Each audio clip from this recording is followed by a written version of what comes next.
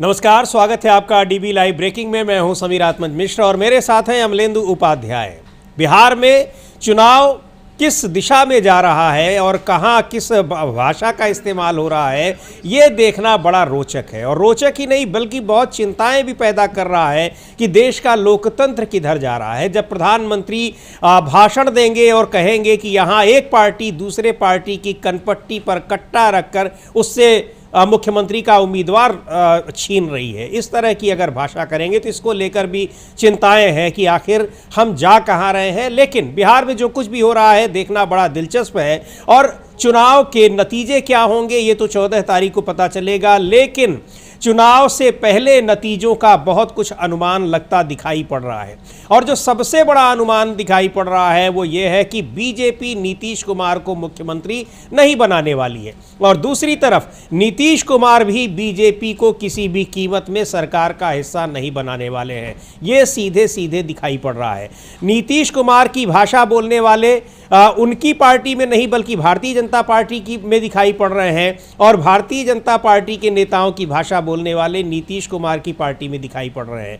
बहुत ही रोचक दौर में पहुंच गया है चुनाव और सबसे ज्यादा रोचकता दिखाई पड़ रही है एनडीए के घटक दलों के भीतर जो कुछ हो रहा है। लेकिन नीतीश कुमार ने साफ कर दिया है कि प्रधानमंत्री नरेंद्र मोदी के साथ न तो वो चुनावी रैली में शिरकत करेंगे और न ही रोड शो में शिरकत करेंगे, यानी स्टेज शेयरिंग उनके साथ नहीं करेंगे, क्योंकि लगातार 3 ऐसे मौके आए जिसमें नीतीश कुमार प्रधानमंत्री नरेंद्र मोदी के साथ नजर नहीं आए। यहां तक कि कल जो पटना में रोड शो हुआ है प्रधानमंत्री का, उसमें भी नीतीश कुमार नहीं गए। नीतीश कुमार के कार्यक्रम दूसरी जगह तय किए गए थे और वो वहां से निकल गए। लेकिन प्रधानमंत्री के रोड शो की तो जानकारी अमलेंदु जी रही होगी, पर नीतीश कुमार ने उस जानकारी को इग्नोर किया है और सीधे वो अपने हिसाब से उनकी पार्टी ने जिन जगहों पर चुनाव प्रचार का कार्यक्रम उनका लगा रखा था वहां वो चले गए। ये साफ दिखाई पड़ रहा है कि प्रधानमंत्री नरेंद्र मोदी और नीतीश कुमार के बीच दूरियां किस कदर बढ़ चुकी हैं। बिल्कुल समीर जी, काफ़ी ज़्यादा दूरियां जो है वो बढ़ चुकी हैं प्रधानमंत्री नरेंद्र मोदी और बिहार के मुख्यमंत्री नीतीश कुमार के बीच में। और इसका एक तरीके से कहा जाए सार्वजनिक प्रदर्शन जो है वो अब सड़कों पर होने लगा है। चूँकि प्रधानमंत्री नरेंद्र मोदी का जो कल रोड शो हुआ उस रोड शो में प्रधानमंत्री नरेंद्र मोदी के साथ में नीतीश कुमार दिखाई नहीं पड़े और नीतीश कुमार की बजाय उनके रोड शो में जो दिखाई पड़े उनका नाम था राजीव रंजन सिंह उर्फ ललन सिंह। और वो आजकल प्रधानमंत्री मोदी के बहुत नज़दीकी बताए जा रहे हैं, राजीव रंजन सिंह उर्फ ललन सिंह। और ये आरोप जो है वो लग रहे हैं जेडीयू के अंदर से ही कि ललन सिंह, संजय झा और विजय चौधरी इन तीनों ने भारतीय जनता पार्टी के पास जेडीयू को गिरवी रख दिया। ये बिहार की राजनीति में चर्चाएं इस तरीके की चल रही हैं। लेकिन महत्वपूर्ण बात यह है कि नीतीश कुमार कल सुबह पटना में थे, प्रधानमंत्री का कार्यक्रम शाम का लगा हुआ था। नीतीश कुमार इस रोड शो में शामिल नहीं हुए और नीतीश कुमार उस दिन से अलग अलग दिखाई पड़ रहे हैं जिस दिन से एनडीए का घोषणा पत्र जारी हुआ है। 7 सेकंड में ही नीतीश कुमार घोषणा पत्र से बाहर निकलकर चले गए थे और हम लोग विजुअल भी दिखा सकते हैं कि वो नरेंद्र मोदी का जो रोड शो हो रहा है उसमें किस तरीके से नीतीश कुमार दिखाई नहीं पड़ रहे हैं। प्रधानमंत्री मोदी की एक तरफ दिलीप जायसवाल दिखाई पड़ रहे हैं और दूसरी तरफ जो है वो ललन सिंह दिखाई पड़ रहे हैं, लेकिन नीतीश कुमार जो है वो दिखाई नहीं पड़ रहे हैं। जी बिल्कुल। और अभी जो आपने कहा कि लल्लन सिंह वहां दिखाई पड़ रहे हैं, तो लल्लन सिंह और संजय झा इनके बारे में कहा जा रहा है कि ये बीजेपी के करीबी है, बल्कि यहां तक कहा जा रहा है कि बीजेपी इनके जरिए नीतीश कुमार की पार्टी में सेंध लगाने की कोशिश कर रही है। क्या कर रही है क्या नहीं कर रही है, लेकिन नीतीश कुमार को भी इस बात का एहसास है, इसलिए वो संजय झा और लल्लन सिंह दोनों को पार्टी की महत्वपूर्ण जो निर्णायक बैठकें होती हैं उनसे वो दूर रखे हुए हैं। टिकट बंटवारे के समय साफ तौर पर यह देखा गया। तो खैर अब ये क्या है, लेकिन हम उस दृश्य को देखेंगे जो कल प्रधानमंत्री नरेंद्र मोदी ने पटना में रोड शो किया और उस रोड शो में नीतीश कुमार नदारद रहे। उससे पहले उनकी कई जनसभाओं में नीतीश कुमार नदारद रहे। यानी अब नीतीश कुमार ने अपने मतदाताओं को सीधा संकेत दे दिया है कि वो भारतीय जनता पार्टी उनके साथ क्या करती रही है अब तक और वो भारतीय जनता पार्टी के साथ क्या करना चाह रहे हैं। हाँ बिल्कुल, ये किस तरीके से भारतीय जनता पार्टी ने क्या किया और क्या ललन सिंह करने जा रहे हैं और क्या नीतीश कुमार करने जा रहे हैं, ये सब चीज़ें समीर जी बिल्कुल एक तरीके से कहा जाए वो सामने आना शुरू हो गई हैं। और नीतीश कुमार ने अपने मतदाताओं को साफ संकेत देना शुरू कर दिया है कि भारतीय जनता पार्टी को सबक सिखाना है, ये साफ तौर पर देखा जाने लगा है समीर जी।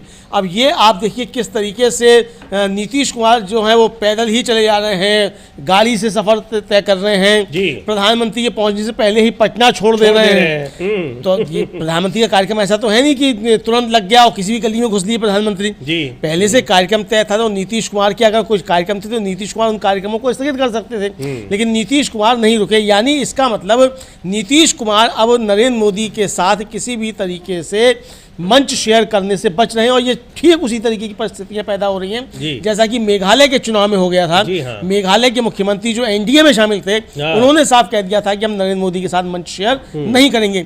नीतीश कुमार ने साफ कहा जरूर नहीं है, लेकिन शेयर नहीं कर रहे हैं। और जो संकेत वो दे रहे हैं वो संकेत यही दे रहे हैं कि बीजेपी के और जेडीयू के रास्ते अलग हो चुके हैं, नरेंद्र मोदी और नीतीश कुमार के रास्ते अलग हो चुके हैं। बिल्कुल। और अब विपक्ष का इस पर क्या कहना है, किस तरह की प्रतिक्रिया है? इमरान प्रतापगढ़ी को सुनेंगे, कांग्रेस के सांसद हैं, प्रचार करने गए हुए हैं, स्टार प्रचारक हैं कांग्रेस के बिहार में। उन्होंने क्या कहा है एनडीए के घटक दलों को लेकर और वहां चुनाव में इस समय क्या माहौल है बिहार में विधानसभा चुनाव को लेकर, उस पर सुनते हैं इमरान प्रतापगढ़ी को क्या कह रहे हैं। बहुत शानदार माहौल है। एनडीए गठबंधन बाहर जा रहा है और इंडिया गठबंधन बिहार में सरकार बनाने जा रहा है। तेजस्वी यादव की सरकार बनने जा रही है, गठबंधन की सरकार बनने जा रही है। पूरे बिहार में गोलियां चल रही हैं, लाशें बिछी हुई हैं, पूरा सिस्टम फेल है। बिहार की जनता स्वतः बदलाव चाहती है और महागठबंधन में भरोसा जता रही है, राहुल गांधी जी में भरोसा जता रही है, तेजस्वी जी में भरोसा जता रही है। तो ये दिखा रहा है कि क्या चल रहा है एनडीए के भीतर, बीजेपी और जेडीयू के भीतर। और एक अभी अमलेंदु जी उनका लल्लन सिंह जो मौजूद रहिए, हम विजुअल्स ये जो देख रहे हैं इसमें एक तरफ दिलीप जायसवाल हैं जो बिहार के बीजेपी के प्रदेश अध्यक्ष हैं, दूसरी तरफ लल्लन सिंह हैं जेडीयू के नेता हैं और बीच में प्रधानमंत्री नरेंद्र मोदी कमल का फूल दिखा रहे हैं लोगों को। लेकिन कमल का फूल भी बड़ा अजीब टाइप का है समीर जी, अगर आप देखिए तो लग रहा है जैसे हाथ का पंजा है। देखिए आप देखिए वो जब दिखाएंगे उसे तो आप देखिए लग रहा है जैसे हाथ का पंजा है वो दिखा रहे हैं। तो ये मोदी जी के साथ किसी ने खेल कर ये देखिए बिल्कुल लग रहा है हाथ जैसे हाथ का पंजा है, कमल कहीं से दिखाई ही नहीं पड़ रहा है। जी बिल्कुल, अब वो उसका कमल का आकार बनाया गया। लेकिन यहाँ जो लल्लन सिंह न केवल प्रधानमंत्री के साथ अमलेंदु जी रोड शो में मौजूद है, एक लल्लन सिंह का इंटरव्यू, चूंकि वो इंटरव्यू हम नहीं दिखा सकते, वो किसी दूसरे मीडिया हाउस का इंटरव्यू है, उसमें वो कह रहे हैं कि चुनाव के बाद मुख्यमंत्री तय होगा, मुख्यमंत्री कौन रहेगा और विधायक तय करेंगे। बिल्कुल वही भाषा जो गृह मंत्री अमित शाह ने कही थी। तो ये क्या दिखा रहा है? उधर राजीव प्रताप रूडी कह रहे हैं कि नीतीश कुमार ही थे, वही हैं और वही रहेंगे। हाँ, तो ये समीर जी एक तरह से देखा जाए साफ तौर पर दो धड़ों में एनडीए बढ़ चुका है, एक प्रो नीतीश कुमार और एक प्रो नरेंद्र मोदी। यानी एक नीतीश कुमार का समर्थक एनडीए, एक नीतीश कुमार का विरोधी एनडीए। तो अब ये एनडीए के अंदर ही जबरदस्त तरीके से संघर्ष शुरू हो गया है। ललन सिंह सिर्फ इतना ही नहीं कह रहे हैं कि विधानसभा की चुनाव के बाद विधायक तय करेंगे, बल्कि वो एक तरीके से आरती उतार रहे हैं नरेंद्र मोदी की और नीतीश कुमार के विषय में एक शब्द नहीं कह रहे हैं।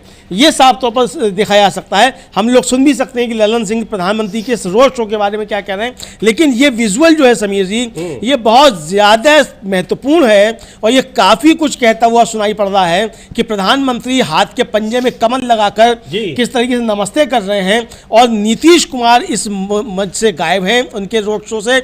और नीतीश कुमार की तस्वीर भी गायब है, केवल प्रधानमंत्री नरेंद्र मोदी की तस्वीर लगी हुई है। वहां पर इस मुजफ्फरपुर में पिछले दिनों जब जनसभा थी उसमें नीतीश कुमार की तस्वीर भी थी, लेकिन नीतीश कुमार गए नहीं थे। अब प्रधानमंत्री नरेंद्र मोदी के रोड शो में नीतीश कुमार की तस्वीरें भी गायब कर दी गई हैं। अच्छा, यानी दिख रहा है कि बीजेपी और जेडीयू अलग चुनाव लड़ रहे हैं। अच्छा, यहाँ एक सवाल और भी हो सकता है समीर जी, ललन सिंह अब किसी पद पे तो है नहीं पार्टी के संगठन में, भाई केंद्रीय मंत्री है, ठीक है, मंत्री तो कल भी रह सकते हैं, वो जेडीयू के समर्थन वापस लेने तब भी रह सकते हैं। जी हाँ। लेकिन पार्टी के जेडीयू के कार्यकारी अध्यक्ष संजय झा जो है वो क्यों मौजूद नहीं थे? जी हाँ।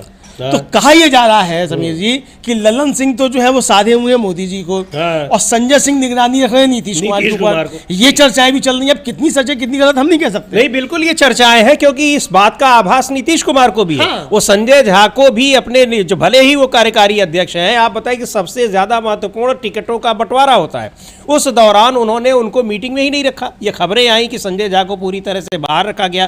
तो नीतीश कुमार को भी इन सारे षड्यंत्रों का एहसास है, और षड्यंत्रों का खुलासा तो कितना जबरदस्त तरीके से चिराग पासवान कर ही चुके हैं। हाँ बिल्कुल, चिराग पासवान कर चुके हैं, बता चुके हैं। चिराग पासवान ने पिछली बार कैसे नीतीश कुमार को नुकसान पहुंचाया था मोदी जी का हनुमान बनके, तो मोदी जी के कितने हनुमान जो है बीजेपी में और एनडीए में पैदा हो गए, ये अब देखना पड़ेगा। तो हो सकता है ये सब भी हनुमान जो है मोदी जी के बन रहे हैं, की कोशिश कर रहे हो या बन चुके हो, जो भी हो। बहरहाल ये साफ समझ में आ रहा है कि अब नरेंद्र मोदी और नीतीश कुमार के रास्ते अलग हो चुके हैं, और जिस तरीके से घोषणा पत्र जारी होने के बाद और प्रधानमंत्री मोदी ने जब कहा कि एनडीए की सरकार बनेगी, उसके बाद जिस तरीके से जनता दल यूनाइटेड हर रोज ट्वीट करता है कि 12 दिन बाकी, कि 13 दिन बाकी आ रही है नीतीश सरकार, ये साफ तौर पर संकेत दिया जा रहा है कि सरकार तो नीतीश कुमार की बनेगी, मोदी जी चाहे कुछ करते रहें, ये संदेश देने की कोशिश जनता दल यू की तरफ से की जा रही है। जी बिल्कुल, और इस रोड शो में लल्लन सिंह ने क्या कहा सुन लेते हैं उनको, क्योंकि महत्वपूर्ण बात है। लल्लन सिंह वो भाषा नेता, वो जेडीयू के हैं, और लेकिन भाषा वो बोल रहे हैं जो बीजेपी के नेता बोल रहे हैं, गृह मंत्री अमित शाह बोल रहे हैं। यानी नीतीश कुमार को मुख्यमंत्री बनाने को लेकर वो सीधे तौर पर मना कर रहे हैं, बिल्कुल उसी तरीके से जिस तरह से बीजेपी के नेता कर रहे हैं। सुनते हैं लल्लन सिंह को क्या कहा उन्होंने। रोड शो था, आपने देखा कि आदरणीय प्रधानमंत्री नरेंद्र मोदी जी के रोड शो में आम लोग किस तरह से उत्साहित थे, किस तरह लोग, महिलाएं आरती उतार रही थी। ये इस बात का प्रमाण है कि आदरणीय प्रधानमंत्री जी आज भी इस देश के सबसे जनप्रिय नेता हैं। तो बता रहे हैं कि लोग आरती उतार रहे हैं प्रधानमंत्री नरेंद्र मोदी की। यानी लल्लन सिंह ये बताना चाह रहे हैं कि प्रधानमंत्री नरेंद्र मोदी के चेहरे पर ये चुनाव लड़ा जा रहा है, और जो कुछ अगर चाहे जीत हो या हार हो उन्हीं की होगी, लेकिन प्रधानमंत्री नरेंद्र मोदी केवल जीत का सेहरा बांधते हैं, हार के समय वो परिदृश्य से बाहर हो जाते हैं। इसका नतीजा, इसका जो उदाहरण दिखाई पड़ा था लोकसभा चुनाव के बाद, और उत्तर प्रदेश में तो ये बार बार जताने की कोशिश की गई कि प्रधानमंत्री मोदी के चेहरे पर लड़ने की वजह से ही वहाँ लोकसभा में सीटें कम हो गई। और अब यहाँ बीजेपी और जेडीयू के भीतर जो द्वंद्व चल रहा है वो देखना बड़ा दिलचस्प है। लेकिन इन सब के बीच प्रधानमंत्री नरेंद्र मोदी के भाषणों की भी बड़ी चर्चा हो रही है। एक नमूना जिसकी कल से बड़ा सोशल मीडिया पर वो बयान बहुत वायरल है, अखबारों ने इसको अपना लीड भी बनाया है, और प्रधानमंत्री वो भाषण जब दे रहे हैं तो उनके तमाम समर्थक बड़े खुश नज़र आ रहे हैं, पर उसको लेकर प्रधानमंत्री नरेंद्र मोदी की काफ़ी आलोचना भी हो रही है। सुनते हैं क्या कहा उन्होंने, किस तरीके से उन्होंने एक बड़ी खबर का खुलासा किया कि जेडीयू, माफ कीजिएगा, आरजेडी और कांग्रेस के बीच कैसे समझौता हुआ है और तेजस्वी यादव को कैसे मुख्यमंत्री पद का फेस बनाया गया। इस पर उन्होंने एक बड़ा खुलासा किया, उनके पास कहीं से खबरें पहुंच गई थी बहुत कॉन्फिडेंस के साथ। सुनते हैं कहा क्या प्रधानमंत्री नरेंद्र मोदी ने। आज विकसित बिहार के संकल्प के साथ पूरा एनडीए एकजुट होकर आगे बढ़ रहा है। वहीं दूसरी तरफ कांग्रेस और आरजेडी में घमासान मचा हुआ है। मैं आपको एक अंदर की बात बता रहा हूं। नामांकन वापस लेने से एक दिन पहले बिहार में बंद कमरे में गुंडागर्दी का खेल खेला गया था। कांग्रेस कभी नहीं चाहती थी कि सीएम पद पर आरजेडी के नेता का नाम तय हो, लेकिन आरजेडी ने भी मौका छोड़ा नहीं। आरजेडी ने कांग्रेस की कनपट्टी पर कट्टा रखकर सीएम पद चोरी कर लिया। घोषणा करवा के रहे, फिर जबरदस्ती कांग्रेस से सीएम उम्मीदवार को समर्थन की घोषणा कराई गई, कट्टा रख करके। साथियों, आरजेडी कांग्रेस में झगड़ा भयंकर बढ़ गया है। ना घोषणा पत्र में कांग्रेस की सुनी गई, न प्रचार में उनकी पूछ हो रही है। चुनाव से पहले ही इतनी घृणा बढ़ गई है कि चुनाव के बाद ये एक दूसरे का सिर फोड़ने लगेंगे। इसलिए हमेशा याद रखिए, ऐसे लोग तो प्रधानमंत्री बता रहे हैं कि बहुत झगड़ा बढ़ गया है। यहाँ जेडीयू के नेता, जेडीयू के बिहार के मुख्यमंत्री उनके साथ रोड शो में नहीं जा रहे हैं, उनके साथ सभाओं में नहीं जा रहे हैं। खुद प्रधानमंत्री नरेंद्र मोदी उनकी तस्वीर नहीं लगा रहे हैं, लेकिन बता रहे हैं कि आरजेडी और कांग्रेस के बीच झगड़ा बहुत बढ़ गया है। लेकिन ये जो बताया उन्होंने अमलेंदु जी की मुख्यमंत्री का पद हासिल कर लिया कट्टा लगाकर, अब क्या इस तरह से भी मुख्यमंत्री का पद हासिल किया जाता है? और ये खबर प्रधानमंत्री को लगी कैसे? एक तो समीर जी, मोदी जी के मुंह में घी चक्कर आरजेडी को बोल देना चाहिए जी। और इसलिए बोल देना चाहिए कि प्रधानमंत्री कह रहे हैं कि कट्टा रखकर मुख्यमंत्री का पद हासिल कर लिया। पद हासिल नहीं किया मुख्यमंत्री का, मुख्यमंत्री पद की दावेदारी फेस। तो लेकिन प्रधानमंत्री कह रहे हैं कि वो उन्होंने मुख्यमंत्री पद हासिल कर लिया। तो इसका मतलब मान चुके हैं अपने प्रधानमंत्री कि वो मतलब जो तेजस्वी हैं वो मुख्यमंत्री बन चुके हैं, उन्होंने पद हासिल कर लिया। लेकिन यहाँ एक सवाल समीर जी ये है कि प्रधानमंत्री बताते हैं कि बड़ा सुशासन है बिहार में, कानून का राज है। अगर कानून का राज और सुशासन है और प्रधानमंत्री को ये भी जानकारी है कि बंद कमरे में कट्टा रख के कनपट्टी पर मुख्यमंत्री का पद हासिल कर लिया, तो फिर आपका कानून क्या कर रहा था? कट्टा कमरे में रखा जा रहा है और कानून गायब है। सरकार मोदी जी की है और कानून खामोश है। तो कट्टा प्रधानमंत्री अभी भी नहीं भूले हैं। और इससे पहले भी प्रधानमंत्री ने कट्टा जो था चलाया था जवान से। जब जवान से कट्टा चलाया तो मौका में वाकई में कट्टा चल गया। तो अब प्रधानमंत्री कहाँ कहाँ कट्टा चलवाएंगे चुनाव में, ये पता नहीं समीर जी। तो प्रधानमंत्री तो जवान से चला रहे हैं कट्टे खूब, लेकिन प्रधानमंत्री के कट्टा पर जवाब दिया है तेजस्वी यादव ने, वो भी हम सुनते जी बिल्कुल। बहुत इस भाषा की, इस तरह की और इन चीज़ों की एक बार फिर आलोचना हो रही है, लेकिन प्रधानमंत्री इन सारी आलोचनाओं से परे होते हैं। लोकसभा चुनाव के दौरान उन्होंने तो पता नहीं क्या क्या कह दिया था। अभी भी बहुत कुछ बाकी है, क्योंकि अभी तो 9 नवंबर तक चुनाव के प्रचार होंगे। पहले फेज़ का चुनाव मतदान जो है वो 6 नवंबर को है, दूसरे फेज़ का 11 नवंबर का। लेकिन तेजस्वी यादव को सुनते हैं, प्रधानमंत्री की इस भाषा को लेकर उन्होंने क्या टिप्पणी की है। अरे भाई, तो इसमें कौन सी चौंकाने वाली बात है? आप सब लोग जान रहे हैं कि भाजपा के लोग जो है नीतीश कुमार जी को बिहार का मुख्यमंत्री बनाएंगे। प्रधानमंत्री नरेंद्र मोदी ने कहा कि कट्टे के नोक पर सीएम अपने आप को घोषित करवाया। भाई, जिसकी जैसी सोच है उसकी वैसी भावना है,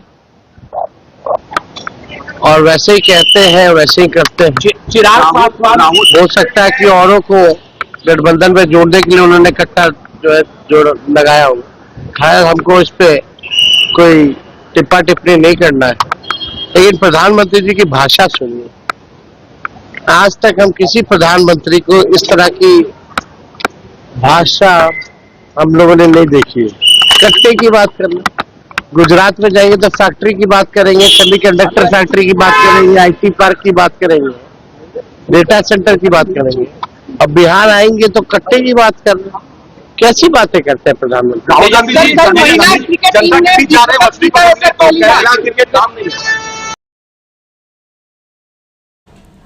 तो ये कहना है तेजस्वी यादव का कि किस तरह की भाषा है, और भाषा को लेकर लगातार सोशल मीडिया पर भी चर्चाएं हो रही हैं कि प्रधानमंत्री क्या कह रहे हैं, किस तरह की भाषा बोल रहे हैं। एक गरिमामय पद पर हैं, देश के प्रधानमंत्री हैं और इस तरह की भाषा वो बोल रहे हैं। लेकिन एक और महत्वपूर्ण बात अमलेंदु जी तेजस्वी ने कही, और ये बिहार के लोगों के लिए बहुत बड़ा संदेश है कि गुजरात में फैक्ट्रियों की बात करेंगे, इकॉनमी की बात करेंगे, कितने ट्रिलियन की इकॉनमी है इसकी बात करेंगे, और बिहार गुजरात में क्या होना चाहिए उसकी बात करेंगे, और हाँ बिहार में आकर बात करेंगे कि यहाँ कट्टा है और बम है, गोली है, इस तरह की बातें। और इसके अलावा कि यहाँ पर लोगों को राशन दिया जा रहा है, 5,000 10,000 रुपये उनके अकाउंट में डाले जा रहे हैं, यानी जैसे उनको को सरकारी खजाने से भीख दी जा रही हो, वो इसी के हकदार हैं, ये बताने की कोशिश करते हैं। लेकिन ये भाषा, इसको लेकर तमाम आलोचनाएं हो रही हैं। आरजेडी की सांसद हैं मीसा भारती, उन्होंने भी प्रधानमंत्री की इस भाषा को लेकर और इतनी कानून व्यवस्था की बदहाल स्थिति के बावजूद उसको सुशासन बताने को लेकर उन्होंने भी टिप्पणी की है। सुनते हैं क्या कहा है मीसा भारती ने। और इसको लेकर, भाषा को लेकर सोशल मीडिया पर भी बहुत सी बातें हो रही हैं कि आखिर प्रधानमंत्री की भाषा अभी चुनाव आते आते अभी कहाँ जाएगी। लोग फिर लोकसभा चुनाव का को याद करने लगे हैं। बिल्कुल यही याद करने लगे हैं। और अभी तो समीर जी थोड़ा समय है, प्रधानमंत्री और भी नीचे गिर सकते हैं, तो प्रधानमंत्री का हर बार खुद से ही मुकाबला होता है नीचे गिरने के मामले में। तो अब नीचे गिरना शुरू हुए, प्रधानमंत्री भी कट्टा लहरा रहे हैं। अब देखिए आगे क्या क्या लहराते हैं प्रधानमंत्री, ये देखा जाएगा। बहरहाल प्रधानमंत्री और नीतीश कुमार के रास्ते एकदम अलग हो चुके हैं, ये साफ तौर पर दिखाई पड़ रहा है। नीतीश कुमार प्रधानमंत्री के साथ ना उनके मंच पे अब शेयर कर रहे हैं, ना रोड शो में शामिल हो रहे हैं, और ललन सिंह को भी पास नहीं फटकने दे रहे हैं नीतीश कुमार जी। तो ये साफ देखने में आ रहा है। और जिस तरीके से कल उन्होंने सम्राट चौधरी के लिए सभा की है नीतीश कुमार ने, और बड़ा सम्राट चौधरी को शाबाशी दी हो, जाने क्या क्या किया है, और ये भी कहा है कि हमने कह दिया था जी कि हमारे साथ यही रहेंगे, दूसरे वाले नहीं रहेंगे। अब दूसरे वाले कौन से, पहले वाले नहीं रहेंगे, ये पता नहीं किसको कह रहे हैं जी। तो लेकिन ये कह रहे हैं कि हमने कह दिया था कि हमारे साथ यही रहेंगे, यानी बीजेपी किसी और को उप मुख्यमंत्री साथ में रखना चाहती थी और नीतीश कुमार ने मना कर दिया। ये जो है वो नीतीश कुमार संकेत दे रहे हैं। बहरहाल समीर जी ये सब चलता रहेगा। मीसा भारती ने इसको लेकर बहुत तगड़ा प्रहार प्रधानमंत्री की भाषा को लेकर किया है जी। मल्लिकार्जुन खड़गे हैं, उन्होंने भी किया है, तो हम लोग दोनों को ही सुन सकते हैं। सुनते हैं, बिल्कुल। पहले मीसा भारती को सुनते हैं, क्या कहा है उन्होंने प्रधानमंत्री के भाषण को लेकर। कट्टा लगा के मुख्यमंत्री का पद जो है कांग्रेस से छीना गया। अब देखिए, बिहार का दुर्भाग्य ही है ना, और इस भारत का दुर्भाग्य है ना कि ऐसा प्रधानमंत्री मिला है। कट्टा चल रहा है मोकामा में, मंच से प्रधानमंत्री जी, तो प्रधानमंत्री जी की बिहार को लेके और बिहार के युवाओं के लिए क्या सोच है, ये उनकी सोच को दर्शाता है कि एक तरफ तेजस्वी बात कर रहे हैं रोजगार की, फैक्ट्री लगाने की, नौकरी देने की, और दूसरी तरफ इस देश का प्रधानमंत्री बिहार में आके कट्टे की बात करता है। तभी ना इन लोगों के, एनडीए के नेताओं का इतना मन बढ़ा हुआ है बिहार में। आए दिन ये लोग कट्टा चलाते हैं आम जनता पे, निहत्थे लोगों पे। जब इस देश का प्रधानमंत्री ही इस तरह की भाषा का प्रयोग करेगा तो आप बाकी लोगों से क्या, किस तरह का उम्मीद रखिएगा। तो भाषा और जो एजेंडा है, नीयत है, उस पर भी सवाल उठ रहे हैं, और इसको लेकर लगातार ये चर्चाएं हो रही हैं। और दूसरी बात ये कि ये बहुत सारी चीज़ें स्पष्ट दिखाई पड़ रही कि कैसे बीजेपी और जेडीयू के रास्ते एकदम अलग हो चुके हैं बिहार में, इस समय देखने को मिल रहा है। और प्रधानमंत्री मोदी के साथ तो नीतीश कुमार कतई किसी मंच पर नहीं आना चाहते हैं, लगातार वो दूर दूर दिखाई पड़ रहे हैं, बहिष्कार कर रहे हैं। मल्लिकार्जुन खड़गे ने किस तरह से कहा है प्रधानमंत्री नरेंद्र मोदी की भाषा को लेकर। देश के वरिष्ठतम नेताओं में से एक है, वरिष्ठतम सांसदों में से एक है, कई महत्वपूर्ण दायित्व निभा चुके हैं, कांग्रेस पार्टी के राष्ट्रीय अध्यक्ष हैं। सुनते हैं क्या कह रहे हैं वो। सर, प्रधानमंत्री लगातार कह रहे हैं कि कांग्रेस जो है ऑपरेशन सिंदूर से अब तक बाहर नहीं निकल पाई है। कांग्रेस भी, पाकिस्तान भी, अर्बन नक्सल परेशान है, आरजेडी ने जबरदस्ती अपना मुख्यमंत्री बनवा लिया, इस तरीके की बात। ये देखो, ये सब झूठ है, उनको दूसरा कुछ बोलने के लिए नहीं है। मैं उसका उत्तर आज मध्य प्रदेश, बिहार में दूंगा। और वो जो कह रहे हैं ये सब झूठ है। कोई बंदूक लेके तुम्हारे को चीफ मिनिस्टर बनाओ कहता भी नहीं और कहेगा भी नहीं। कांग्रेस ऐसे चीज़ों को कभी किसी के साथ व्यवहार नहीं किया। ये मोदी जी इस देश के प्रधानमंत्री होके ऐसी बातें करते हैं तो मुझे हंसी आती है। तो इससे ये मालूम होता है कि उनका जो लेवल है जो एक प्रधानमंत्री के लेवल पे जो बात करना है वो छोड़ के वो बिहार में चुनाव के लिए जो बात करना है वो कर रहे हैं। तो प्रधानमंत्री के स्तर की बात वो नहीं कर रहे हैं। बहुत ही निराशा के साथ ये मल्लिकार्जुन खड़गे ये बात कह रहे हैं और वही चीज़ दिखाई पड़ी थी तेजस्वी के भीतर, बहुत निराश होकर कि बताइए इस तरह की भाषा हमारे प्रधानमंत्री बोल रहे हैं, अब क्या ही कहा जाए। हाँ, बिल्कुल सही बात है कि जिस तरीके से प्रधानमंत्री की भाषा गिरती जा रही है और गिरती जाएगी आगे, ये साफ समझ में आ रहा है समीर जी। और प्रधानमंत्री जो है वो मतलब जिस स्तर पर आकर बात कर रहे हैं, तो ये प्रधानमंत्री के ऊपर सवाल तो निश्चित तौर पर इसको लेकर उठते ही हैं कि किस तरीके से उन्होंने प्रधानमंत्री जो है वो भाषा की मर्यादा गिरा रहे हैं।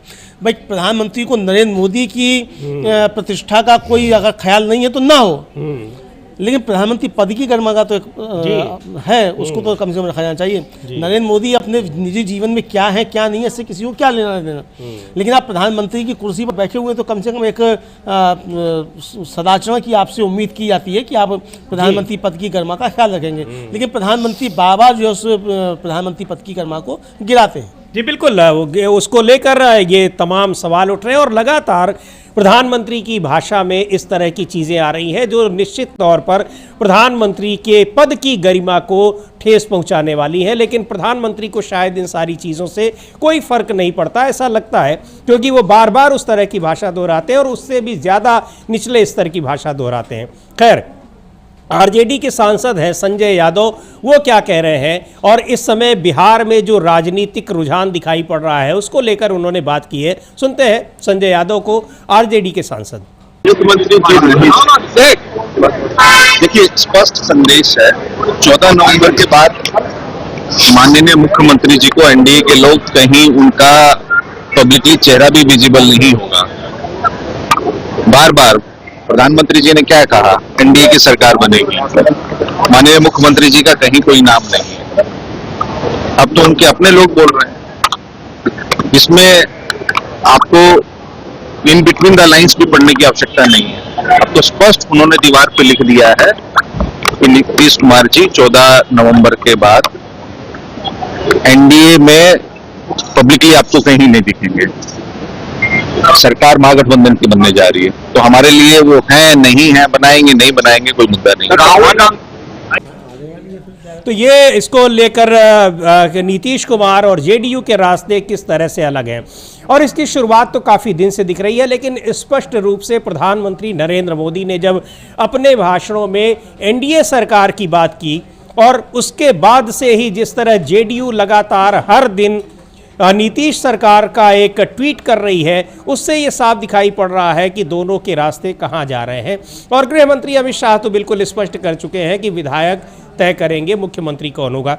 आज फिर ट्वीट किया है जेडीयू, हम पिछले 3-4 दिन से हम लोग लगातार वो दिखा रहे हैं, आज उसी ट्वीट को फिर किया है जनता दल यूनाइटेड ने और लिखा है, बस 11 दिनों का और इंतजार, फिर से आने वाली है नीतीश जी की सरकार। यानी उधर बीजेपी के लोग एनडीए सरकार की कल्पना कर रहे हैं और यहाँ नीतीश सरकार की। हाँ, तो बिल्कुल ये यहाँ नीतीश की सरकार बताया जा रहा है जेडीयू की तरफ से, और मोदी जी की तरफ से एनडीए की सरकार कहा जा रहा है, बीजेपी की तरफ से एनडीए की सरकार कहा जा रहा है, लेकिन रास्ते एकदम साफ हो चुके हैं अलग अलग मोदी और नीतीश के, बीजेपी और जेडीयू के। ये साफ तौर पर समझ में आ रहा है। लगातार जो है वो नीतीश कुमार मोदी से दूरी बनाते चले जा रहे हैं और कल पटना के रोड शो में नरेंद्र मोदी के साथ नीतीश कुमार दिखाई नहीं पड़े, जबकि सुबह नीतीश कुमार पटना में थे जी। पटना से फिर बाहर निकले, वो उनके कार्यक्रम लगे हुए थे, हालांकि आज भी उनके कार्यक्रम लगे हुए हैं, लगातार कार्यक्रम लगे हुए हैं, जाहिर सी बात है, लेकिन कल जो पटना में रोड शो होना था उस रोड शो में साथ में नहीं थे। एक महत्वपूर्ण बात यह है समीर जी कि पिछली बार जब लोकसभा चुनाव में रोड शो हुआ था तो नीतीश कुमार साथ में थे प्रधानमंत्री मोदी के जी। हाँ। और जो कमल आज पकड़ा हुआ है प्रधानमंत्री मोदी ने, यही पकड़ा दिया गया था नीतीश कुमार को। तो हो सकता है नीतीश कुमार को ये मालूम हो कि ये मोदी के साथ खड़े होंगे तो फिर हाथ में कमल पकड़ा देंगे और मोदी नीतीश जी को कमल पकड़ना नहीं है अब हाथ में जी। लेकिन एक तरह ये भी दिख रहा है अमलेंदु जी, जो प्रधानमंत्री मोदी का जो वो रथ है जिस पर वो रोड शो कर रहे हैं, उसमें केवल प्रधानमंत्री मोदी की तस्वीर है।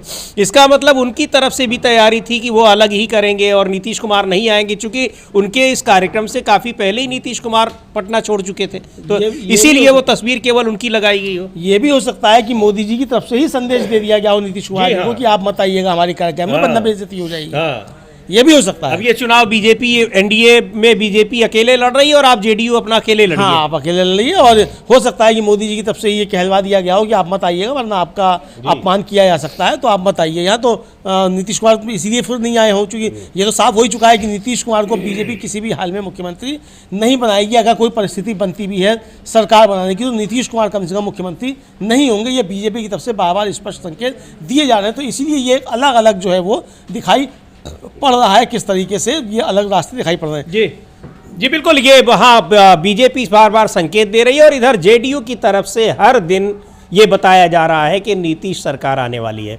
यानी बीजेपी नीतीश को मुख्यमंत्री नहीं बनाना चाहती, लेकिन नीतीश कुमार की पार्टी उनको मुख्यमंत्री बनाने की पुरजोर कोशिश कर रही है। और इस मामले में जो एनडीए के दूसरे घटक दल हैं वो साफ तौर पर नीतीश कुमार के साथ खड़े दिखाई पड़ रहे हैं। खैर, इधर एक और कल तस्वीर की चर्चा रही और उस पर आज भी चर्चाएं हो रही हैं, और वो तस्वीर है, उसको भी हम आपको दिखाएंगे, राहुल गांधी की।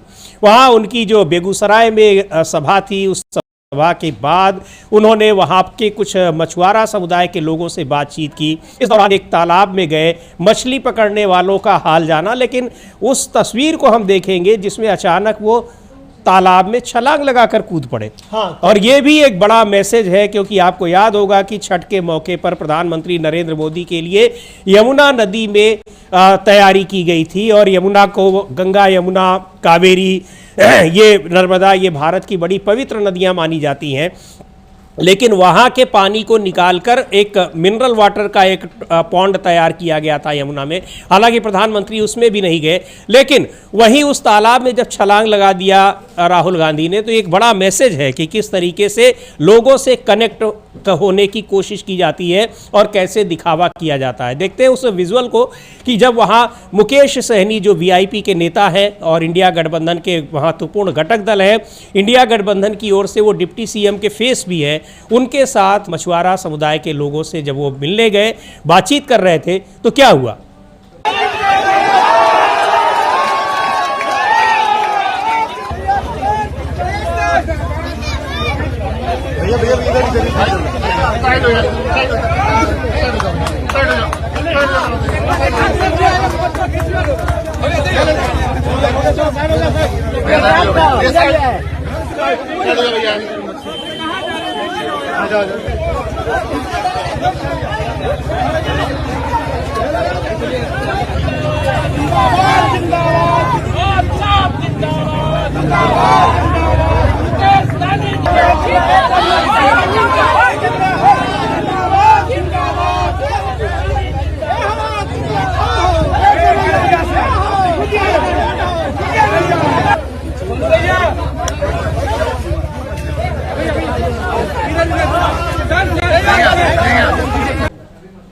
तो ये वहाँ पर मछुआरों के साथ उन्होंने मछली भी पकड़ी, वहाँ जिस तरह से ट्रेडिशनल तरीके से तालाबों में पकड़ी जाती है। मुकेश सहनी भी दिख रहे हैं। राहुल गांधी ने बताया भी कि वो तालाब में क्यों कूदे और क्या उन्होंने बातचीत की, लेकिन मैसेज बहुत बड़ा है अमलेंदु जी, खासतौर से जिस तरह से यमुना नदी में प्रधानमंत्री के लिए बाकायदा एक पॉन्ड तैयार किया गया मिनरल वाटर का, बताया जा रहा है, और गए भी नहीं प्रधानमंत्री, और उसके बाद कह रहे हैं कि ये लोग छठ का अपमान करते हैं। हाँ बिल्कुल समीर जी, ये एक संदेश जो है वो राहुल गांधी ने देने की कोशिश की कि जनता का नेता जनता के बीच रहता है, और जिस जनता की नुमाइंदगी करता है तो उसके कारोबार में, उसके सुख दुख में उसे उसके साथ खड़े होता हुआ दिखना चाहिए। ये राहुल गांधी ने एक संकेत देने की कोशिश की, और बाद में उन्होंने एक जनसभा में कहा भी समीर जी कि मैं क्यों कूदा, मैं इसलिए कूदा ताकि हमारे मछुआरे भाई जो हैं वो ये समझे कि उनका नेता जो है उनके साथ उनके हर सुख दुख में खड़ा हुआ है और उनकी क्या समस्याएं हैं उसको अच्छे तरीके से समझता है।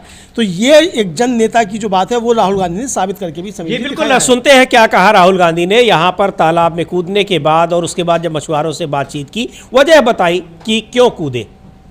अभी कुछ देर पहले साहनी जी और मैं तालाब में मच्छी पकड़ने गए आज सुबह। क्यों? क्योंकि मैं चाहता हूं कोई भी हो, किसान हो, मच्छी मार हो, मजदूर हो, उसे लगे कि मेरे साथ राहुल गांधी खड़ा हुआ है।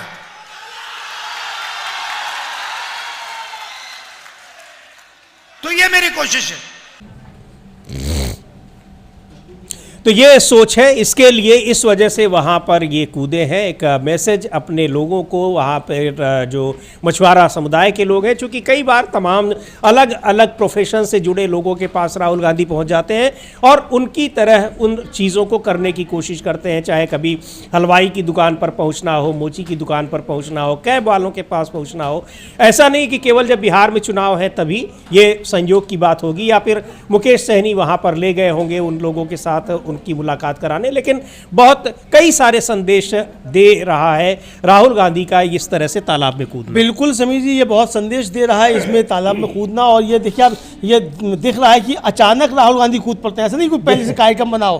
बात होती है और अचानक एकदम से छलांग लगा देते हैं। उनके सिक्योरिटी तैरते भी हैं, उनके सिक्योरिटी गार्ड्स जो वो बड़े परेशान दिखाई पड़ते हैं कि अचानक हुआ क्या। ये जब इसके कोई उस विजुअल में हम लोगों ने देखा भी कि जब तैर रहे होते हैं तो कन्हैया कुमार मुकेश सहनी पीछे रह जाते हैं। हाँ, कन्हैया कुमार मुकेश सहनी पीछे रह जाते हैं और राहुल गांधी पहले, यानी मछली पकड़ना जिनका पेशा है वो मुकेश सहनी, वो पीछे रह जाते हैं और राहुल गांधी उस तालाब में तैरकर आगे आ जाते हैं। तो ये है। और उनके सुरक्षाकर्मी किस तरीके से एकदम बेचैन दिखाई पड़ते हैं कि अरे ये तो नाव में से कूद गए एकदम। तो ये समझ में आता है। ये देखिए, ये जिसको विजुअल हम लोग बराबर में चल रहा है, हम इसको एक बार फिर जो फुल स्क्रीन भी, हाँ फुल स्क्रीन भी इसको एक बार दिखा सकते हैं ताकि अच्छे से समझ में आएगी किस तरीके से। ये देखिए, ये कन्हैया कुमार जो है और ये किस तरीके से पीछे छूट जाते हैं और उनके सुरक्षाकर्मी जो परेशान दिखाई पड़ रहे हैं कि भाई ये आदमी तो कूद गया एकदम से बीच उसमें तालाब में। ये है समीर जी। बिल्कुल। और इधर आज प्रियंका गांधी की भी कई सभाएं हैं बिहार में चुनाव के दौरान, और सोनबरसा में है, रोसड़ा में उनकी सभा है, लखीसराय में है,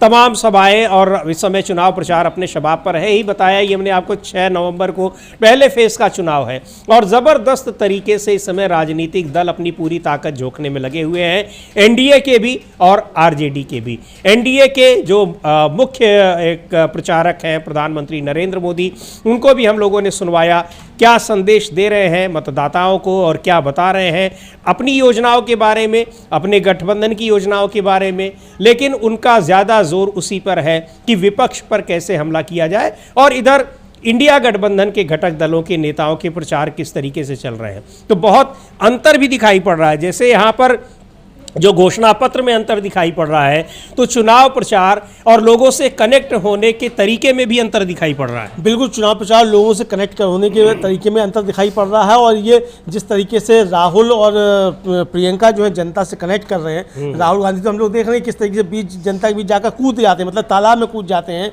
गंदा होगा तालाब तो गंदा ही होता है, साफ तो हो ही नहीं, मिट्टी है, इकट्ठा पानी था तो ज्यादा पानी है नहीं, नदी तो चलिए तब भी साफ हो सकती है। लेकिन राहुल गांधी वहाँ कूद गए ये देखने के लिए कि मछली किस तरीके से पकड़ी जाती है और क्या उनकी समस्याएं हैं। और मछली पकड़ते भी हैं राहुल गांधी, दोनों काम करते हैं। तो ये साफ तौर पर देखा जा सकता है। आज मल्लिकार्जुन खड़गे भी हैं वहाँ पटना में, और मल्लिकार्जुन खड़गे की आज दोपहर में राजा पाकर में एक जनसभा है और शाम को 4 बजे पटना में वो एक प्रेस कॉन्फ्रेंस भी करेंगे। ये सुनने में आया, मतलब ये उनका कार्यक्रम है इधर। और इधर समीर जी जो कर्नाटक के उप मुख्यमंत्री हैं DK शिव कुमार, उन्होंने जो महागठबंधन को वोट देने की अपील की है, उनका है कि हमारा लक्ष्य जो है तेजस्वी यादव को मुख्यमंत्री बनाना और राहुल गांधी को प्रधानमंत्री बनते देखना है। और उन्होंने तमाम जो संगठन हैं उनसे और जो व्यापारिक प्रतिष्ठान है उनसे सबसे कहा है कि बिहार के कर्मचारियों को छुट्टी दे दें ताकि वो अपने घर जाकर वोट डाल सकें। हम लोग सुन भी सकते हैं। तो महत्वपूर्ण बात है, क्योंकि बिहार से बहुत सारे लोग कर्नाटक के भी अलग अलग हिस्सों में, बेंगलोर में, दूसरे इलाकों में काम करते हैं। सुनते हैं क्या कहा है कर्नाटक के deputy CM DK Shivakumar ने। Bihar community is very hard working people, बहुत हार्ड वर्किंग साइड में आ जाइए आप लोग, आदमी है। थोड़ा रुक जाइए भाई साहब। Excuse me. Bihar is very hard working people They are coming and building. They are doing very hard work. They are in all sector. There are a lot of officers also here. That is different. But very hard-working people are working here. They have stayed here. Some of them have vote here. Some of them have relationship there. Some of them have their vote in Bihar also. So I have come here to request them for their kith and kin, family members, relatives, and their vote should be given to Mahagathbandhan. We want to make Tejasvi Yadav the Chief Minister and Rahul Gandhi as the Prime Minister. That is our goal. Tejasvi Yadav also, he spoke to me. He said, at any cost we should make Rahul Gandhi Prime Minister. So Tejasvi Yadav should be the Chief Minister. That is our Congress vision. Because we want a change in Bihar. We have seen. And now the Nitish era has been closed. BJP is trying to take a backseat and drive through him. They know that they will not make him. So I don't want Bihar people to be fooled again. So we want to have a progressive state. As what Karnataka gave guarantees, they are also following our guarantees. It is basically a Congress party's guarantees. So I appeal to all of them to vote for Mahagathbandhan and make Tejasvi Yadav the Chief Minister. Sir, they said that they want to see you in a big position. What is your response? See, no, I don't want to comment on that. That is not important for me. Rahul Gandhi becoming Prime Minister, Tejasvi Yadav becoming Chief Minister is very important. Sir, you said 3 days. One more thing you said the 3 days. 3 days, I will request all the Kradai people and all the organizations. I will appeal to all of them to give them 3 days leave, 3-4 days leave. Let they take their vote, let they go in train, let they come back, they should cast their vote and come back. So I will appeal to all of them tomorrow or day after tomorrow that they should give them permission to go vote and तो ये बड़ी बात है। वहाँ के तमाम प्रतिष्ठानों से, संगठनों से उन्होंने अपील की है कि जो बिहार के लोग हैं उनको 3 दिन की छुट्टी दे ताकि वो जाकर वोट डाल सकें और अपने मताधिकार का प्रयोग कर सकें और वापस आ सकें। लेकिन नीतीश कुमार को बीजेपी मुख्यमंत्री नहीं बनाएगी, ये चर्चा बिहार से बाहर भी है और बिहार के अंदर तो है ही। नीतीश कुमार भी भली भांति इस बात को जान ही चुके हैं, इसीलिए अब वो बीजेपी को बता रहे हैं कि नीतीश कुमार को अलग करके बीजेपी क्या कुछ कर सकती है। और महत्वपूर्ण बात यह है कि नीतीश कुमार के जो मतदाता हैं उन तक ये बात भली भांति पहुंच चुकी है। अमलेंदु जी। हाँ बिल्कुल, हर ये बात पहुंच चुकी है, ये साफ तौर पर देखा जा सकता है। और नीतीश कुमार भी अब ये संदेश दे रहे हैं कि किसी भी तरीके से बर्दाश्त अब मोदी जी को नहीं करेंगे। ये भी समझ देखा जा सकता है कि मोदी जी को लेकर जो है किस तरीके की बातें सब चल रही हैं। और ये साफ तौर पर एक तरीके से देखा जाए तो नीतीश और मोदी के बीच जो संघर्ष है वो काफ़ी ज़्यादा आगे बढ़ता हुआ दिखाई पड़ रहा है। और दूरी जो है अब नीतीश कुमार बनाते हुए दिखाई पड़ रहे हैं नरेंद्र मोदी से। तो ये नरेंद्र मोदी अब किस तरीके से नीतीश कुमार को निगलेक्ट कर रहे हैं ये भी सामने आ रहा है। और चूंकि अब जो घोषणा पत्र जारी किया गया उसमें मोदी जी का फोटो बड़ा था, नीतीश कुमार को छोटा कर दिया गया। और एक दिन लेट इसी वजह से हुआ, नीतीश कुमार को ये मालूम पड़ गया था तो नीतीश कुमार नाराज हो गए, फिर उनको मनाया गया, बताया गया कि ठीक हो जाएगा, ऐसी चर्चाएं हैं। लेकिन जब वहाँ पहुँचे तो फिर वही देखा, जैसे खोला और जैसे ही खोल के उन्होंने देखा तुरंत नीतीश कुमार बाहर चलिए 7 सेकंड में ही फिर वो प्रेस कॉन्फ्रेंस खत्म हो गई, ये देखने को आया। इधर तेजस्वी यादव ने कल अपने फेसबुक पेज पर समीर जी लाइव किया और लगभग 25-26 मिनट उन्होंने बातचीत की और नौकरी संवाद उसको उन्होंने नाम दिया। उन्होंने कहा कि इससे पहले भी हमने नौकरी के लिए बात की थी, तो 2020 में हमने बातचीत की थी, हम फिर नौकरी पर बात कर रहे हैं। वो हम लोग सुन सकते हैं कि उन्होंने उसका एक छोटा सा अंश सुन सकते हैं कि तेजस्वी ने कल उसमें कहा क्या क्या वायदे किए उन्होंने, ये हम सुन सकते हैं। जी बिल्कुल, चूंकि ये जो 2-3 घोषणा पत्र के वादे हैं ये बहुत एक इनकी चर्चा हो रही है और युवा और जो पेंशनर हैं काफ़ी ज़्यादा आकर्षित हो रहे हैं इंडिया की ओर। एक तो जो नौकरियों की गारंटी की बात है और दूसरी जो ओल्ड पेंशन स्कीम लागू करने की बात कही गई है। सुनते हैं इस संवाद में क्या बातचीत की तेजस्वी यादव ने, जो उन्होंने उनकी पार्टी ने ट्वीट किया है। मैं चाहता हूं कि आपके सपने पूरे हों। मैं चाहता हूं कि आपकी उम्मीदें लौटे। मैं चाहता हूं कि आपके हाथ में नौकरी रोजगार हो। मैं चाहता हूं कि जितने रेलवे स्टेशन, बस अड्डे और हवाई अड्डे पर परदेशों में जाते हैं, उतनी मुंडिया सिर मुझे बिहार की फैक्ट्रियों, उद्योगों, कंपनियों से निकलते देखें। ऐसा बिहार तेजस्वी बनाना चाहता है।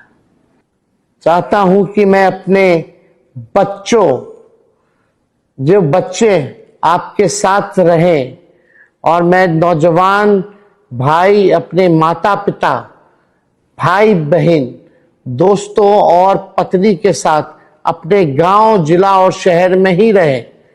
सब लोग अपने बच्चों के साथ रहें, ये हम चाहते हैं। मैं चाहता हूं कि आपको अच्छी शिक्षा मिले। मैं चाहता हूं कि आपको सरकारी नौकरी मिले। मैं चाहता हूं कि आपको इलाज के लिए बाहर जाना ना पड़े। ऐसा बिहार बनाना चाहते हैं। और यही नहीं, मैं चाहता हूं कि आपके घर स्वच्छ पीने का पानी पहुंचे, आपकी नाली गली पक्की हो। मैं चाहता हूं कि आपके गांव में स्टेडियम हो, खेल का मैदान हो। और यही नहीं, आपके गांव में ही लाइब्रेरी भी हो, जो सबसे आवश्यक है। और मैं चाहता हूं 200 यूनिट बिहार की जनता को फ्री में बिजली मिले। आपके घर की महिलाओं को 2500 रुपए मिले। तो ये जो वादे किए गए हैं घोषणा पत्र के, उनके बारे में संवाद कर रहे हैं। और ये वादे बहुत ज़्यादा इनका असर दिखाई पड़ रहा है। बीजेपी ने भी, यानी एनडीए गठबंधन ने भी काफ़ी देर के बाद, दबाव के बाद अपना घोषणा पत्र जारी किया गया। लेकिन उस घोषणा पत्र में कुछ चीज़ें तो वही थी जो इंडिया गठबंधन के घोषणा पत्र में है, और बाकी उसमें जो हड़बड़ी दिखाई पड़ी, वो हड़बड़ी जब उसको रिलीज़ किया जा रहा था तब भी दिखाई पड़ी। 58 सेकंड में ही घोषणा पत्र को जारी करके बीजेपी और जेडीयू और सारे नेता बाहर निकल लिए। तो उसको लेकर चल, यानी अपने घोषणा पत्र को लेकर भी एनडीए में गंभीरता और कोऑर्डिनेशन जो पार्टियों के बीच होता है वो नहीं दिखाई पड़ रहा है। अमलेंदु जी। हाँ बिल्कुल, वो कोऑर्डिनेशन किसी भी तरीके का दिखाई नहीं पड़ रहा है। एक गठबंधन में जो होना चाहिए, जिस तरीके से इंडिया गठबंधन में कोऑर्डिनेशन दिखाई पड़ रहा है, वो एनडीए में दिखाई नहीं पड़ रहा है। कोऑर्डिनेशन इस तरीके का है कि मुकेश सहनी के लिए और वीआईपी के प्रत्याशी के लिए राहुल गांधी जा रहे हैं। जी हाँ। कांग्रेस के प्रत्याशी के लिए तेजस्वी यादव जा रहे हैं। आरजेडी के प्रत्याशी के लिए मुकेश सहनी और राहुल गांधी जा रहे हैं। तो ये कोऑर्डिनेशन जो है, ये एनडीए में दिखाई नहीं पड़ रहा है। सिर्फ इतना कोऑर्डिनेशन दिखाई पड़ रहा है कि नीतीश कुमार मुख्यमंत्री का चेहरा नहीं है, नीतीश कुमार मुख्यमंत्री नहीं बनेंगे। ये घोषणा एक तरीके से ललन सिंह कर रहे हैं, ये कहकर कि विधायक दल चुनेगा, चुनाव हम नीतीश के नेतृत्व में लड़ रहे हैं। यानी जैसे एकनाथ शिंदे के नेतृत्व में चुनाव लड़ा गया था महाराष्ट्र में, वैसे ही नीतीश कुमार के नेतृत्व में चुनाव लड़ा जा रहा है। सरकार बनेगी तो फिर मुख्यमंत्री दूसरे लोग तय करेंगे, ये संदेश देने की कोशिश। जी बिल्कुल, ये संदेश देने की कोशिश की जा रही है। और ये संदेश स्पष्ट रूप से लोगों के बीच में, जनता के बीच में जा भी चुका है। वो चाहे बीजेपी के मतदाता हो, चाहे जेडीयू के मतदाता। और ये कहा जा रहा है कि इसका ज़्यादा नुकसान होने वाला है भारतीय जनता पार्टी को। खैर, चुनाव में होता क्या है, लेकिन मैसेजिंग का बहुत असर पड़ता है और बहुत प्रभाव उसका दिखता है चुनाव के नतीजों में भी। सुनते एक बार इमरान प्रतापगढ़ी क्या कह रहे हैं बिहार में चुनाव की जो चल रहा है, जिस तरह से वहां प्रचार हो रहे हैं, और दोनों ही पार्टियों के पास मुद्दे क्या हैं, यानी दोनों गठबंधनों के पास, उसको लेकर उन्होंने बात की है। सुन लेते हैं। सबसे पहली बात तो प्रधानमंत्री जी की ये भाषा नहीं होनी चाहिए। ये तो किसी बिल्कुल मतलब देसी गुंडे की भाषा समझ में आती है। दूसरी बात बहुत महत्वपूर्ण यह है कि मुझे तो भाजपा से ये पूछना है कि क्या आपने पूरी तरह से नीतीश कुमार को किनारे लगा दिया? कल पटना में रोड शो कर रहे थे प्रधानमंत्री जी और नीतीश कुमार जी उनके साथ क्यों नहीं थे? क्या ललन सिंह से उनको रिप्लेस कर दिया गया है? ललन सिंह जी ने बाद में स्टेटमेंट दिया और ये कहा कि बाद में विधायक दल चुनेगा। प्रधानमंत्री जी जो ये कह रहे हैं, हम महागठबंधन ने तो खुल करके अपना मुख्यमंत्री का चेहरा घोषित कर दिया, लेकिन एनडीए ने अब तक नीतीश कुमार जी को अपना चेहरा क्यों घोषित नहीं किया? पहली चीज। दूसरा, कल पटना में होने के बावजूद नीतीश कुमार जी को अपने साथ क्यों नहीं रखा प्रधानमंत्री जी ने? इसका मतलब जिस तरह से शिंदे को महाराष्ट्र में राजनीतिक तौर पे निपटाने की साजिश की भाजपा ने, वैसे ही नीतीश कुमार जी को राजनीतिक तौर पर निपटाने की साजिश की है भारतीय जनता पार्टी ने। बीजेपी ने कहा है कि 78 वर्षों में कांग्रेस नहीं कार्य की है, इसीलिए राहुल गांधी अब मछली पकड़ रहे हैं। मछुआरा समाज के साथ उनके दुख दर्द को बांटने के लिए तालाब में घुस करके खड़े होना, उनके व्यापार को समझना। अगर प्रधानमंत्री जी को ये लगता है कि ये सिर्फ मछली पकड़ना है, तो मुझे लगता है कि प्रधानमंत्री जी को और थोड़ा राजनीतिक होना चाहिए और गरीब गुरबा के साथ खड़े हुए नेता को शाब्दिक तौर पे उसका मजाक नहीं उड़ाना चाहिए। ये तो ये प्रधानमंत्री की भाषा को लेकर इमरान प्रतापगढ़ी भी बात कर रहे हैं। सीपीआई के नेता हैं पी संतोष कुमार, उनको भी हम लोग सुनेंगे। बहुत चिंता एक तरीके से जता रहे हैं कि इस तरह प्रधानमंत्री की भाषा नहीं होनी चाहिए। लेकिन अमलेंदु जी, इमरान प्रतापगढ़ी वही बातें कह रहे हैं जिसकी चर्चा अभी हम लोग कर रहे थे कि कैसे नीतीश कुमार और पीएम मोदी के बीच में दूरियां हैं और किस तरीके से वो तो सीधे कह रहे हैं कि लल्लन सिंह को उनसे रिप्लेस करने की कोशिश हो रही है वहाँ। हाँ, हो भी सकता है समीर जी, इस तरह की कोशिश हो रही हो। और भाई देखिए, किसके मन में लड्डू नहीं, किसी न किसी को तो शिंदे बनाएंगे। हाँ, पहले पार्टी तोड़ेंगे, उसके बाद शिंदे को हटाएंगे। अच्छा, और ये तो पहले शिंदे से पहले ही शिंदे पैदा करने की नीतीश कुमार की कोशिश हो रही थी। नीतीश कुमार जो बीच में पलटी मारे थे, वो कहा था कि हम उधर चले गए थे, तो इसलिए चले गए थे, यही जाके कहा था कि 24 घंटे बाद ये हमारी पार्टी तोड़ देंगे। तो इनकी पार्टी बचाई थी लालू प्रसाद यादव और राबड़ी देवी ने। तो लेकिन वो एहसान तो नहीं मानते हैं नीतीश कुमार, तो राजनीति में एहसान माने भी नहीं जाते हैं। राजनीति में कोई किसी पे एहसान क्यों करे और क्यों माने, वो अलग बात है। लेकिन ये चर्चा तो उस समय भी थी, तो अब भी जो है जो कह रहे हैं, और हम लोग तो लगातार ये चर्चा करते रहते हैं समीर जी, और ये हम लोग इससे पहले भी चर्चा कर रहे थे और भाई उन्होंने कहा। तो पी संतोष कुमार को भी हम लोग सुन सकते हैं। प्रधानमंत्री की भाषा का गिरता स्तर, जिस तरीके से प्रधानमंत्री मुंह जुबानी कट्टा लहरा रहे थे कल, उस पर क्या कहना है संतोष कुमार का, इसलिए जी सुन लेते हैं। पी संतोष कुमार सीपीआई के नेता हैं, क्या कह रहे हैं। ये अर्बन नक्सल कौन है, ये सवाल का जवाब पहला देना चाहिए। जिन जिन लोगों को आपको पसंद नहीं है, आप उनको अर्बन नक्सल बोलता है, ये क्या ठीक तरीका है? राजनीति में, डेमोक्रेसी में कुछ लोग विरोध कर सकते हैं, आपको विरोधी भी राजनीति का में है, लेकिन जो लोग आपके विरोध कुछ बोलेगा, तो आपके गलती के बारे में कुछ बोलेगा, तो अचानक आप उनको अर्बन नक्सल टर्म करके उसको हटाने के लिए कोशिश कर रहा हूं। मोदी जी को ज्यादा कुछ नहीं बोलने के लिए कुछ नहीं है। उसका क्या, ये 2 साल के अंदर चुनाव के बाद क्या कंट्रीब्यूशन के देश के लिए?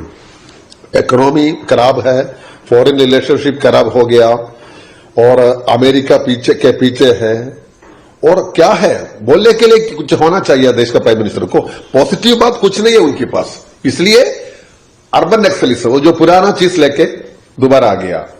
ये इसका कैपेसिटी बहुत शो करता है। उसका हाथ में कुछ नहीं है, पॉकेट में कुछ नहीं है, तो उनके पास से बोलने के लिए मुद्दे कुछ नहीं है, ये बता रहे हैं। और क्या अमेरिका का जिक्र किया संतोष कुमार ने। और अमलेंदु जी, आज एक बार फिर डोनाल्ड ट्रंप ने ये बात दोहराई है कि उन्होंने भारत और पाकिस्तान के बीच परमाणु युद्ध होने वाला था, लेकिन उन्होंने डरा कर धमका कर ये युद्ध रुकवा दिया है। हाँ बिल्कुल, ये कहा है उन्होंने, और ये डोनाल्ड ट्रंप ने 57वीं बार कह दिया है। और प्रधानमंत्री नरेंद्र मोदी के मुख से एक शब्द जो है वो नहीं निकल रहा है इसको लेकर। और समीर जी, इतना ही नहीं, राहुल गांधी ने भी अपनी सभा में ये कहा कि भाई ये डरते हैं और इसलिए मोदी जो है वो नाम नहीं ले पा रहे ट्रंप का। क्यों नहीं बोल पा रहे कि झूठा है ट्रंप, ये उनको बोलना चाहिए। ये उन्होंने कहा राहुल गांधी ने अपनी जनसभा में, और सीधा सीधा हमला था वो ट्रंप को लेकर उन्होंने प्रधानमंत्री मोदी के ऊपर बोला। जयराम रमेश जो कांग्रेस महासचिव है, उन्होंने भी आज ट्रंप का वो क्लिप जो है उसको ट्वीट करते हुए, पोस्ट करते हुए सभी जी ट्वीट किया है, और वो हम देख सकते हैं क्या कहा है और ये क्या कह रहे हैं वो आप बता सकते हैं। जी बिल्कुल, उसमें डोनाल्ड ट्रंप का ने उनकी बात को, उन्होंने उनकी बाइट को ट्वीट किया है और लिख रहे हैं जयराम रमेश की, एक समय था जब हमें बताया गया था कि भारत नवंबर 2025 में क्वाड शिखर सम्मेलन, यानी अमेरिका, जापान, ऑस्ट्रेलिया और भारत का जो संगठन है उसकी मेज़बानी करेगा। अब ऐसा नहीं हो रहा है। एक समय था जब हमें बताया गया था कि भारत अमेरिका के साथ व्यापार समझौते पर हस्ताक्षर करने वाले सबसे पहले देशों में से एक होगा। ये कथित समझौता एक कठिन परीक्षा बन गया है, क्योंकि अमेरिका को निर्यात घट रहा है, जिससे यहाँ आजीविका का नुकसान हो रहा है।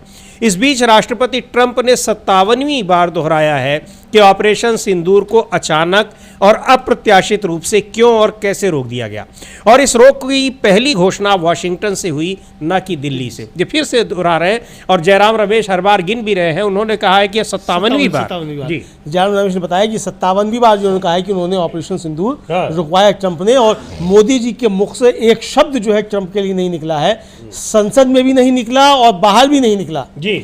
लेकिन मोदी जी की पीठ थपथपा दी जरा सी तो तुरंत थैंक यू ट्रंप साहब मोदी जी ट्वीट करने लगे। लेकिन 57 बार वो अगला आदमी बोल चुका कि धमकाकर जो है ऑपरेशन सिंदूर करवाया, लड़ाई रुकवाया, इस पर मोदी जी के मुख से एक शब्द नहीं निकल रहा है।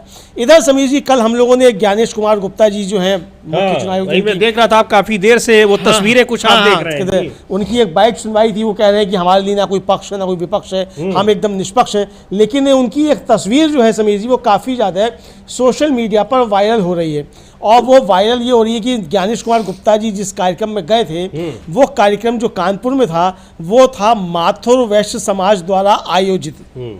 अब माथुर वैश्य समाज द्वारा, वो चित्र हम लोग दिखा भी सकते हैं क्या है, तो माथुर वैश्य समाज द्वारा आयोजित कार्यक्रम में ज्ञानेश कुमार गुप्ता जी का ये देखिए बराबर में है। तो ज्ञानेश कुमार गुप्ता जी यहाँ जरा ये बताएंगे कि आप एक जातीय सम्मेलन में जाकर हिस्सा ले रहे हैं, आप किस तरीके से संवैधानिक पद पे आप दायित्व का निर्वाह कर पाएंगे, चूंकि आपने उस संविधान की शपथ ली है, उसमें साफ तौर पर है कि आप जाति धर्म द्वेष के राग द्वेष से ऊपर उठकर काम करेंगे। तो आप तो एक जाति के सम्मेलन में जा रहे हैं, और कहाँ जा रहे हैं? उत्तर प्रदेश में, जहां हाईकोर्ट कह चुका है कि जाति के नाम पे सम्मेलन नहीं होंगे, जाति के नाम पे बैठकें नहीं होंगी, रैलियां नहीं होंगी, सरकार कानून जारी कर चुकी है। तो ना तो सरकार ने ज्ञानेश कुमार जी को पकड़ा, ना हाईकोर्ट साहब ने कुछ कहा जी कि आप जाति रैली में, जाति सम्मेलन में किस तरीके से जा रहे हैं। पहली बात ये सम्मेलन आयोजित कैसे हो रहा है, और उसमें खुद मुख्य चुनाव आयोग जा रहे हैं। तो ये एक गंभीर सवाल, मतलब सीधे सीधे ज्ञानेश कुमार गुप्ता जी संविधान को चुनौती दे रहे हैं, उत्तर प्रदेश सरकार के आदेश को चुनौती दे रहे हैं,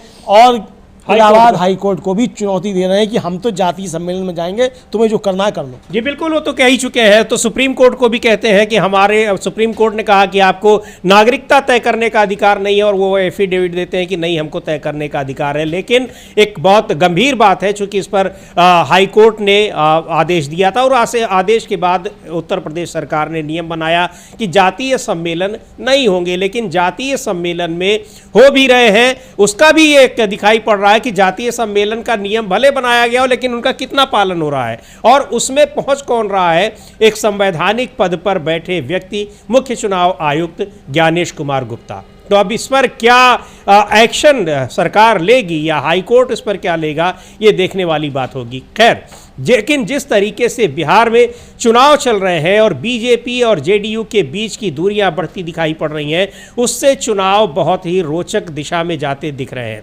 नतीजा क्या होता है ये देखना भी बहुत दिलचस्प होगा, लेकिन नतीजों के पहले की जो स्थितियां हैं वो नतीजों के बारे में बहुत कुछ बता रही हैं। फिलहाल इस कार्यक्रम को अब यहीं समाप्त करते हैं। मुझे और अमलेंदु उपाध्याय को दीजिए अनुमति।